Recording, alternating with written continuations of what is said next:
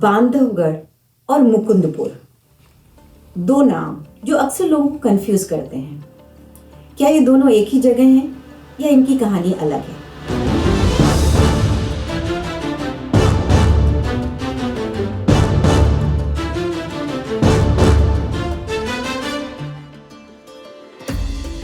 नमस्कार, मैं अपर्णा राय और आज हम जोड़ने जा रहे हैं दो ऐसी जगहों को जो अलग होकर भी एक ही कहानी का हिस्सा है।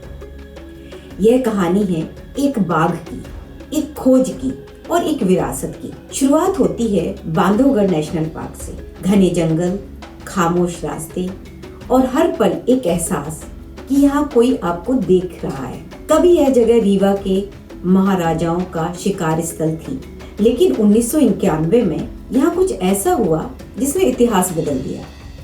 एक सफेद बाघ मिला, नाम था मोहन। यह सिर्फ एक खोज थी, यह एक चमत्कार था। मोहन दुनिया का सबसे प्रसिद्ध व्हाइट टाइगर बना और यहीं से शुरू हुई एक नई कहानी। मुकुंदपुर, जो आज एक व्हाइट टाइगर सफारी के रूप में जाना जाता है, यह जंगल नहीं, यह एक सुरक्षित जगह है जहां मोहन की विरासत को संभाल कर रखा गया।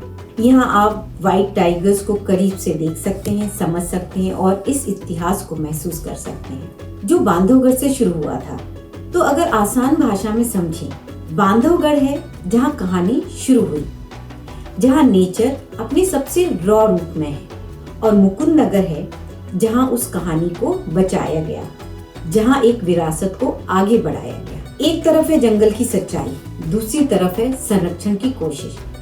दो अलग जगहें लेकिन जुड़ी हुई। अगर आप बांधवगढ़ जाते हैं तो आप उस पल को महसूस करते हैं, एक शिकार अभियान के दौरान जब महाराजा मर्तंग सिंह की नजर पड़ी थी एक बेहद अनोखे शावक पर, जो बाकी बाघों से अलग था।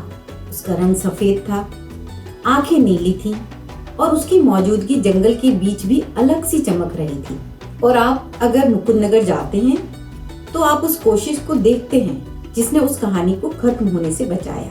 यह वो जगह है जहाँ सफेद बाघ सिर्फ एक जानवर नहीं बल्कि इतिहास, रहस्य और गौरव की कहानी बने। अगर आप यहाँ आना चाहते हैं तो सबसे नजदीकी जगह और सबसे नजदीकी शहर सतना।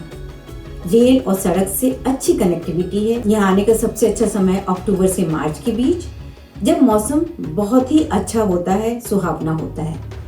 अगर आप कभी इन दोनों जगहों पर जाएं, इन्हें एक ही कहानी के दो अध्याय की तरह महसूस करें, तो आपको एक अलग ही अनुभव प्राप्त होगा।